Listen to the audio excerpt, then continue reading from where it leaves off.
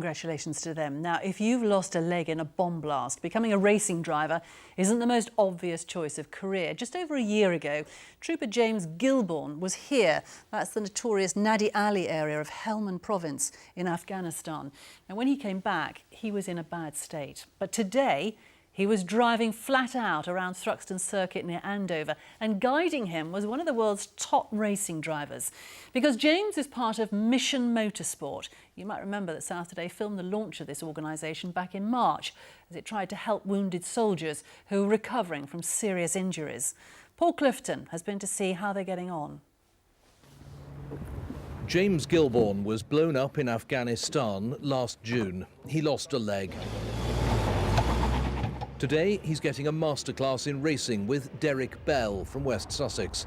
He won Le Mans 5 times and was twice world sports car champion. June last year, I stepped on an IED, which just consequently, I had to have my leg amputated a few days later. They thought they could save it, so I got flown back really quick. It turned out the best option was to have it off, and then had it off and got here. It makes it easier for here. This is a test session for Mission Motorsport, an organisation which helps wounded soldiers find a new purpose in life. It is a little bit more difficult because I can't just switch between pedals with my right foot from accelerator to brake. I actually have to lift off and lift on to brake sort of thing. I have to lift in one complete movement. Sergeant Gary Dunning served in both Iraq and Afghanistan, seeing the worst sights imaginable. He's broken so many bones he can't count them and has post-traumatic stress disorder. Before I started, I used to be scared to speak to people, meet new people, go new places.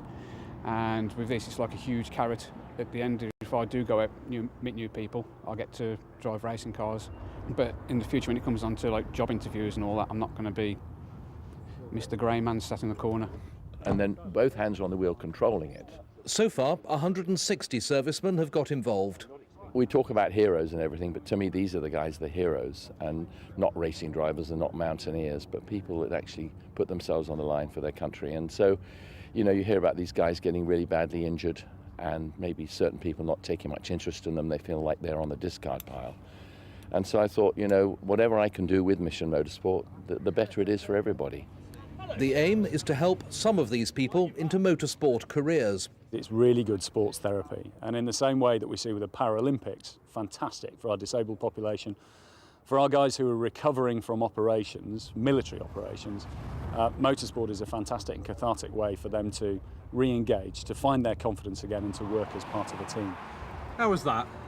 Very, very good to have tuition from Derek Bell. It was the points that he pointed out when I got them correct, improved my laps, like smoothness and consistency tenfold. Their next challenge is a 24-hour endurance race at Silverstone later this month. Paul Clifton, BBC South Today, Thruxton Circuit.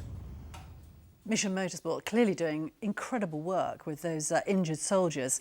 It's amazing how that therapy does help. I mean, that's what they were saying there. And we're going to start with the Paralympics, aren't we, in sport tonight?